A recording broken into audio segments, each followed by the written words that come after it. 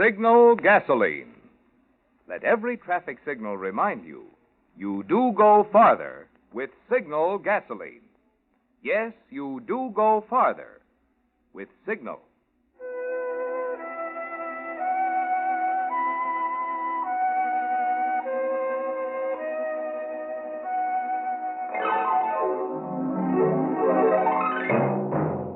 The Signal Oil Company and your neighborhood Signal dealer bring you another curious story by The Whistler. Tonight, The Return of the Innocent.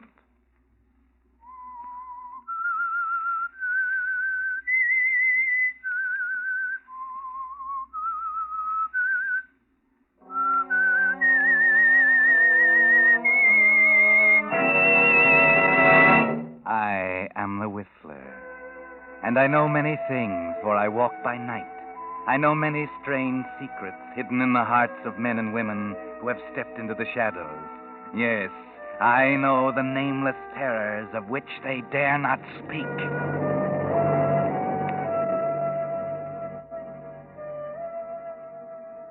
It's almost midnight behind the dark, cold walls of the state penitentiary. The warden and the chaplain, Father Maloney, have just about finished the last of a series of weekly talks with Phil Carter, a series of Saturday night suppers which have been occurring for 10 years. This is Phil Carter's last night as a prisoner, and he listens to the chaplain praise the many good things Phil has done for the men inside these walls. And, too, it's amazing, Phil. You've raised the morale of the men here by 50%, increased the quality of the food and the quantity without a raise in budget from the state. Thank you, Father Maloney.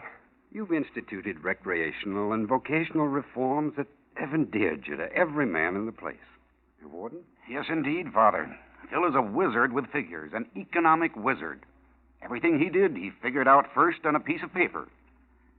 Phil, I had a talk with the governor today. I don't know what you're planning to do, but, well, if you'd like to stay on here, we can make it more interesting. Stay on, Warden? Don't you think 15 years here has been enough? Yes, I know what you mean. I've spent 20 years behind these walls myself.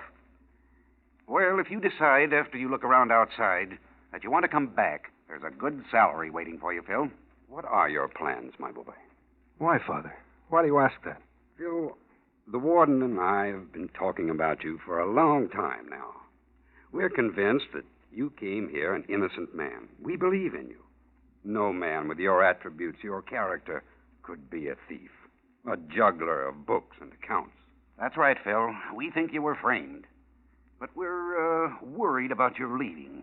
We feel, well, that you might get yourself into some real trouble and come back to us in a way we wouldn't like to see. And you're offering me this permanent job with the state because you think I've figured out who railroaded me and will seek revenge on that person. Well, now we... Well, I have figured it out.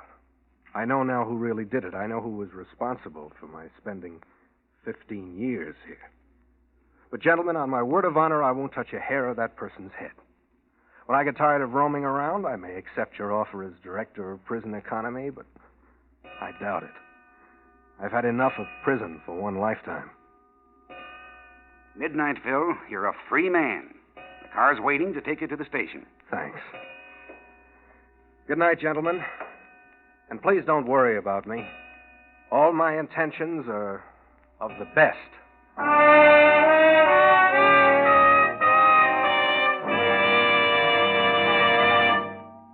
Whistler fans, can you answer this question? Who brings you the Whistler?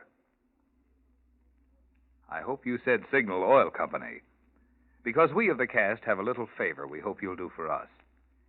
You see, radio surveys show that the Whistler has been getting more and more popular each week until today. No program on the West Coast has more listeners than the Whistler. Now, that's mighty good news.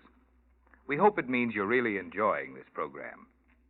If so, then as a favor to us, won't you please tell your neighborhood signal dealer that you enjoy the Whistler? Probably you already know your signal dealer. If not, my bet is you'll agree he's a good man to know. Because, being in business for himself, he does the most conscientious job he can in servicing cars. And today, with his thorough experience, plus finer quality signal products, He's doing a great job helping today's aging cars run better and last longer. Yes, and he'll be mighty pleased to know you enjoy the program he's bringing you. So won't you drop in this week and tell your signal dealer you enjoy the Whistler? He'll appreciate it, and we of the cast will appreciate your favor. And now, the Whistler.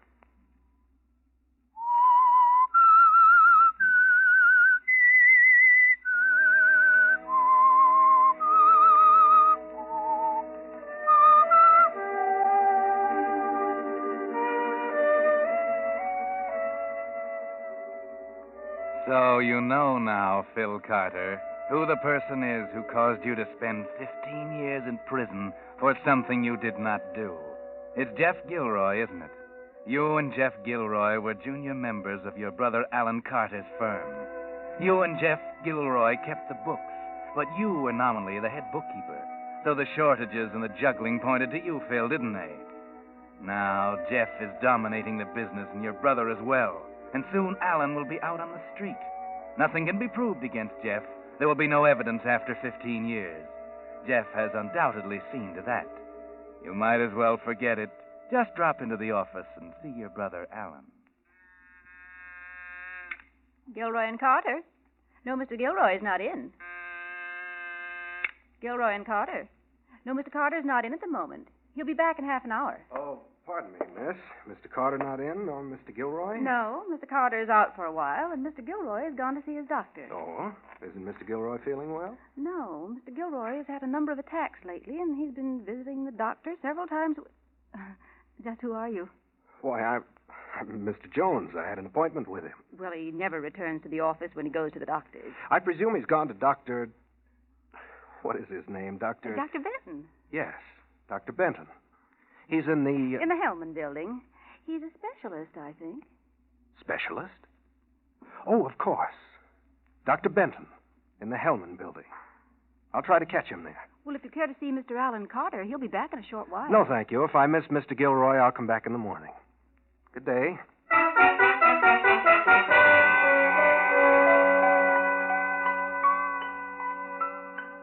So Jeff Gilroy is not well, huh? Visiting a specialist. And what kind of a specialist? The telephone directory lists Dr. Benton as a cardiologist. A heart specialist.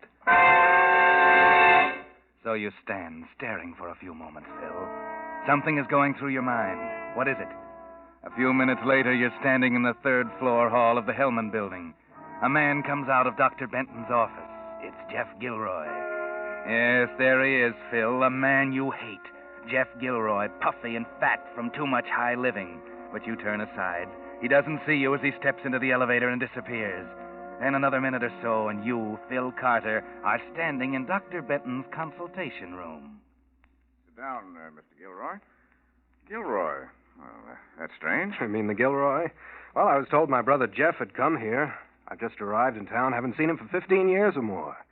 They said at his office that he was here. Yes, he left just a few minutes ago. Oh? Well, I'm quite disturbed about the sign on your door. Are you a heart specialist, Doctor? I am? Well, there's never been anyone in our family afflicted with heart trouble. How serious is it? Well, Jeff Gilroy is in a bad condition. Myocarditis. Inflammation of the heart muscle. What can be done about it? He's a stubborn man. Doubt that anything can be done about it. His blood pressure is most alarming. He works too much and drinks too much. And if he doesn't get away from his office and take a rest very soon, he'll go out like a light. And he's overweight, too. You mean he's liable to drop dead? Yes. A few minutes ago, I was able to impress him sufficiently so that he promised to take it easier. Oh, thanks, Doctor. I'll see if there's something I can do about that. Good afternoon.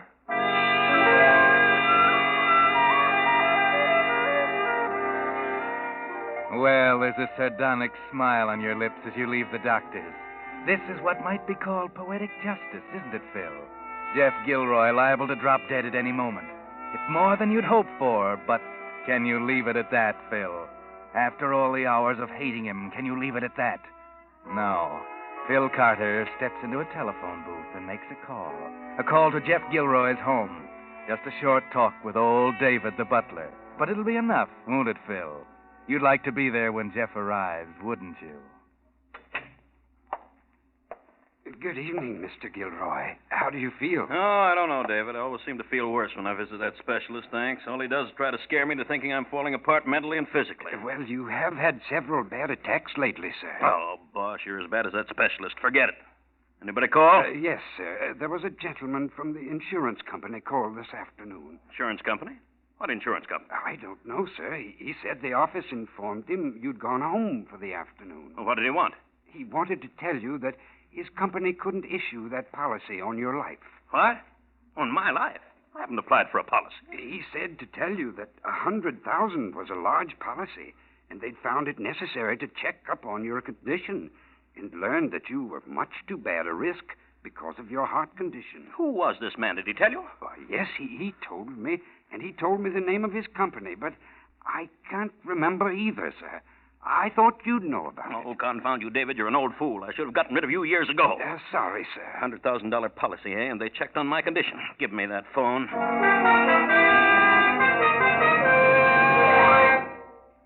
Hello? Dr. Benton speaking. Doctor, this is Jeffrey Gilroy. Just what do you mean by shooting your mouth off to other people about my so-called heart condition? What? Why, I don't understand, Mr. Gilroy. Have you told my partner, Alan Carter, about my condition? I have never met your partner. I've told no one except your brother this afternoon. My brother? I never had a brother. That man was an investigator from an insurance company. Oh, well, I'm sorry about that. But try to get yourself under control, Mr. Gilroy. I've warned you about the results of excitement. Yes, all right. Goodbye. Well, how do you like that? Now, who would want to take out a $100,000 policy on... Except... So that's my partner, Alan Carter. Ah.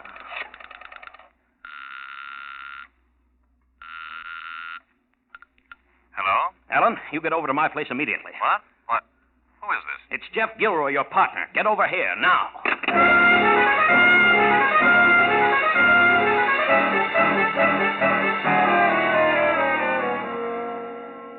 Well, Alan, what delayed you? Delayed me, Jeff? I couldn't have come any faster. Well, what's wrong with you? Your face is red as fire. Why shouldn't it be? What do you mean by trying to take out an insurance policy on my life without consulting me? What kind of a scheme have you got up your sleeve? An insurance policy on you? Why should I attempt to do anything like that? Did you figure it was an easy way to pick up $100,000?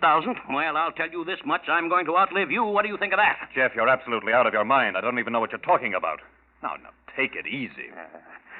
An insurance investigator went to that specialist I've been visiting. The man posed as my brother and got the dope from the doctor that I had heart trouble. Heart trouble? I didn't know that. No? Then the insurance agent called here and explained that they couldn't issue a policy on my life. Well, if I took it out or applied for a policy, why would they call you? Wouldn't they call me about that? Huh? Oh. Well, I never thought of that. I certainly didn't apply for a policy.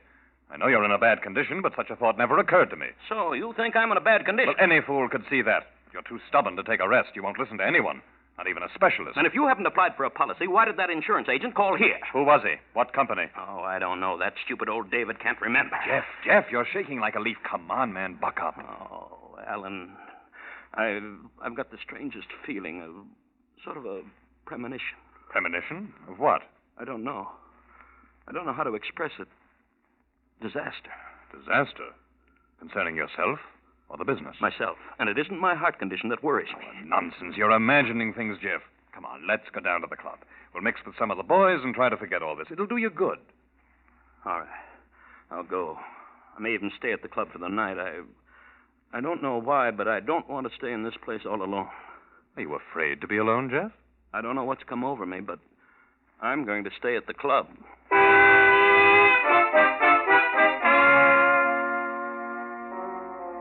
Well, Phil Carter, it's too bad you couldn't have been listening in on that scene between your brother Alan and his partner, Jeff Gilroy. You'd have known just how well your plan was developing. But your guess is pretty good, and you're determined to follow it through anyway.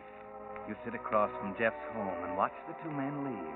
You follow them to the club, and later you watch Alan leave. Jeff stayed at the club. You found that out. And so you wait until you're sure he's in bed and...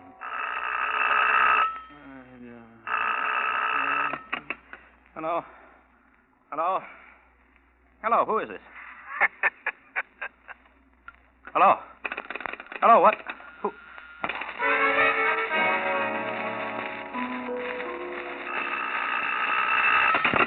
Hello. Hello, who is this? What do you mean by calling up in the middle of the night? What is all this?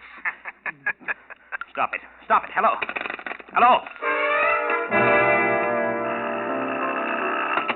Stop it, do you hear? Stop it. I'm a sick man. You can't do this to me. Stop it. For God's sake, what are you doing? Who is this? Who?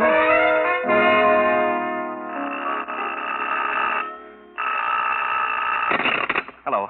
Hello, who is this? Hello. Good morning, Jeff. It's Alan. What's the matter? Alan? Don't you feel well, Jeff? Alan, I haven't slept a wink all night. Somebody's been calling me, getting me up, and then just laughing until I'm nearly frantic. I don't know what's going on. Take it easy, old fellow. Someone's just playing a joke on you. A joke? Or maybe it's just a mistake. Anyway, maybe this is just what you need. What? I'm up at my mountain place. I got one of those terrific sinus attacks about midnight and drove up here during the night. High altitude always helps. Yeah? It's nice and quiet up here, Jeff. I've decided to stay a couple of weeks. It's just what you need. Come on up. But I don't feel like driving, Alan. I'd like to, but I know. But I called the Crosby Motor Livery, and there's a car waiting for you in front of the club now. Pile in as you are and come on up. You'll be here in a few hours. It's nice and quiet. Just what you need. All right, Alan. All right. I'll leave immediately. Goodbye.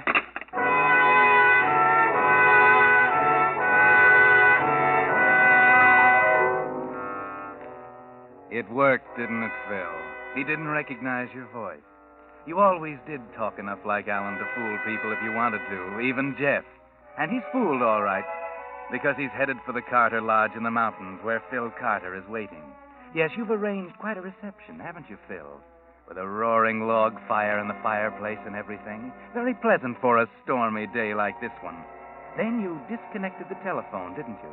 So Jeff's rest won't be disturbed. And took a single .38 cartridge from the ammunition box next to the gun rack. So you're all ready when the hired limousine pulls up around 3 o'clock in the afternoon and Jeff is there.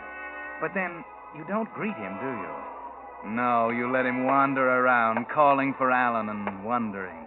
Alan! Alan, where are you? It takes him several minutes to find the notes you left him. Gone to the village for supplies. Back in a few hours. Alan. Oh. Jeff walks about nervously for a while, and at last, becoming exhausted, he drops in a chair and falls into a fretful sleep. 2 hours pass.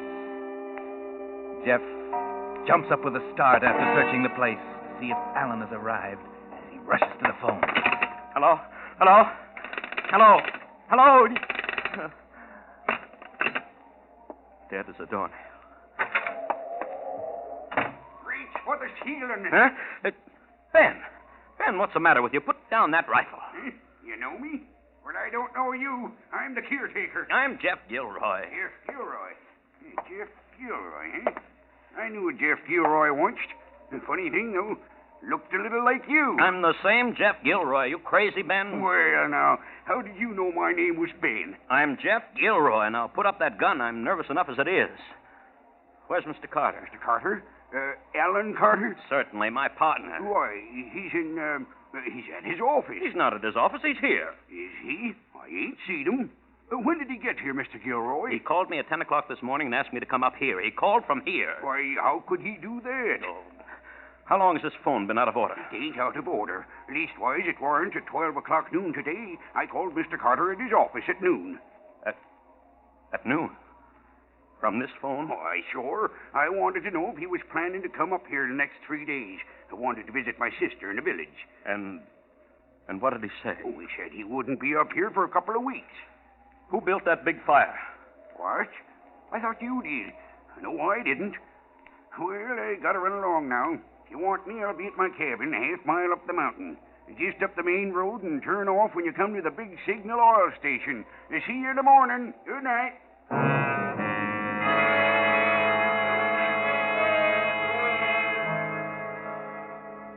Phil watches Jeff Gilroy's nervous pacing about the room for a while. Then he reconnects the phone wire, slips to the upstairs phone, and calls his brother Alan in the city. Hello? Hello, Alan. Did you get that note suggesting you check over the financial affairs of your company instead of playing so much golf? Yes, I got it. But have you checked on those affairs yet? Yes, I have. Who is this? I'm the man you wouldn't believe 15 years ago. I'm the man you prosecuted. I'm your brother, Phil. Phil? Where are you? Oh, I'm in town. I've been out a few days. How does it feel to find out you prosecuted the wrong man? Well, there's no proof of any irregularity. There was no proof 15 years ago, Alan. Now I'm going to get the proof myself. So long, Alan. Phil.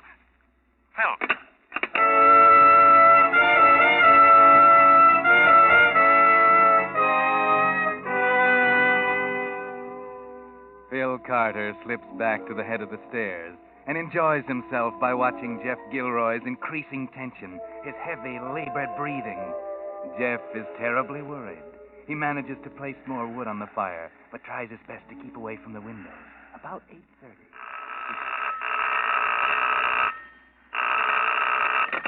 Hello? Hello? Jeff, this is Alan. Alan, where are you? I'm at the office. Office? Well, you asked me to come up here to the lodge. I've been at the lodge all day. What did you leave for? I haven't been at the lodge for a week or more. But you called me from here this morning. What's the matter with you, Jeff? I just called the club and they told me where you were. Are you out of your mind? I don't know, Alan. I don't know, but I just heard some interesting news, Jeff. My brother Phil was paroled 3 days ago. Phil, that's it. That's what's been going on. It's Phil. He's after me. What are you talking about? He hates me. He thinks I had something to do with his prison sentence. Alan, I can't stay here alone. Come and get me. Come and get me. Do you hear? Yes, I hear. I'll come. Goodbye. Alan, hello. Hello. Hello, Jeff. Phil. Don't. Don't what, Jeff? That's a gun in your pocket. I know. Please don't. Jeff, take that chair facing the fireplace. Now sit down and try to relax. Or can you relax in your last hours, Jeff? Last hours? Phil. Look, Phil, listen to me. Sit down. Yes, there. I'm a sick man, Phil, a sick man. Then you won't mind, perhaps, what's going to happen. You're going to sit there, and I'm going to stand here in front of the fire, and you're going to tell me all about it. A confession is sometimes good for one's soul. Confession? What are you talking about? Don't play innocent, Jeff. Not after those 15 years I spent. It's too late to play innocent. Phil, honestly, I don't know what you're talking about. On the exact stroke of 12, I'm going to put a bullet through you, Jeff. No. And you know why. No, Phil, no, you can't. Go on, Jeff, talk. Talk. Talk.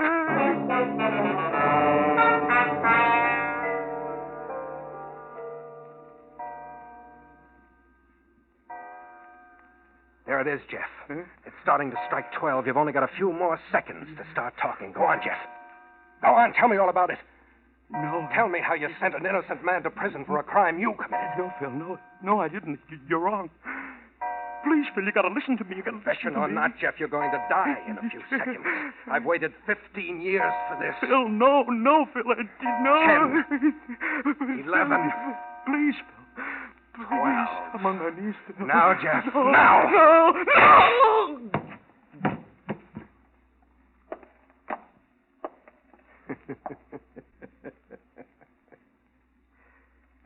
Stone dead. And not a mark on you, Jeff. I didn't even touch you. Not a hair on your head.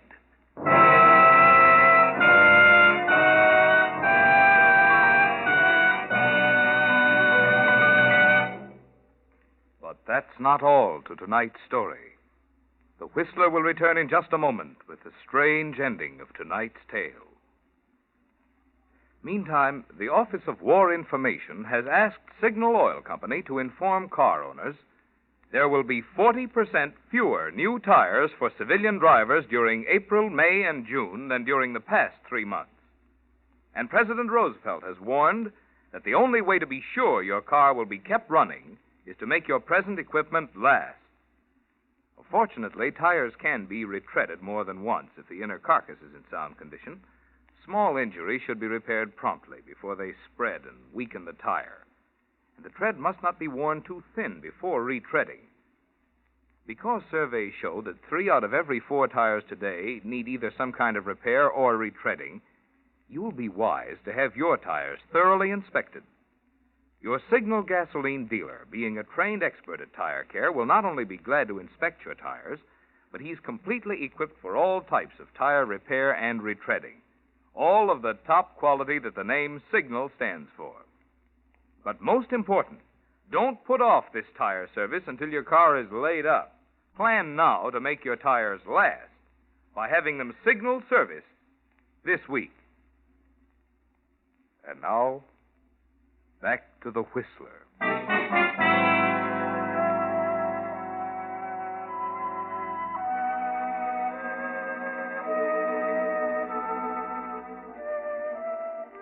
Well, Phil Carter, you accomplished your purpose, didn't you?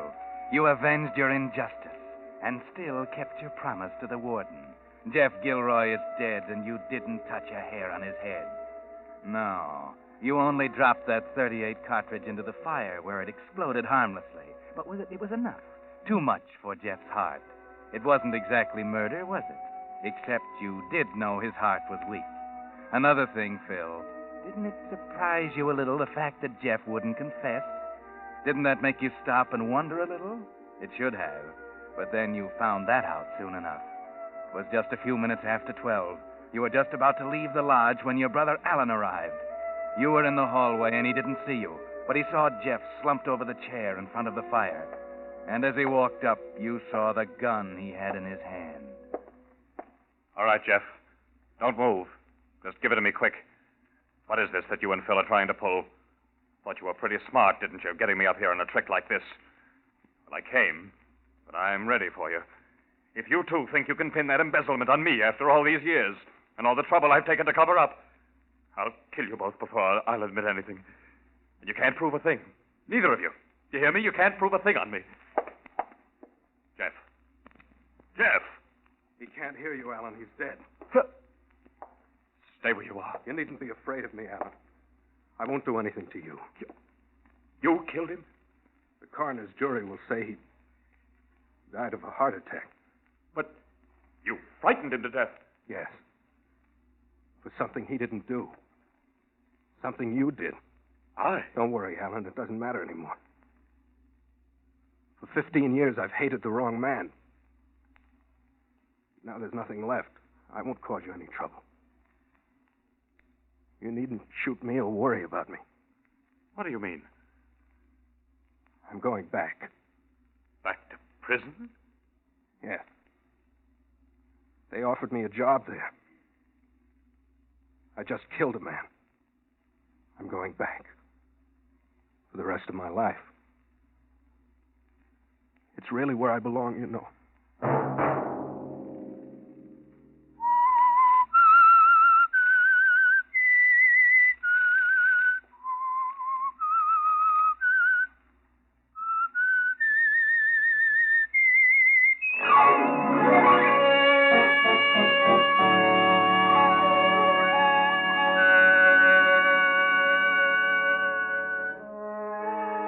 Next Monday at 9 o'clock, The Whistler will bring you another strange tale.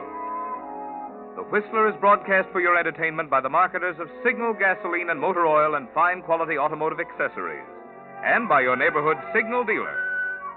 This program, directed by George W. Allen with story by J. Donald Wilson, music by Wilbur Hatch, is transmitted to our troops overseas by the Armed Forces Radio Service. This is Marvin Miller speaking, and suggesting you let every traffic signal remind you do go farther with Signal gasoline. Yes, you do go farther with Signal.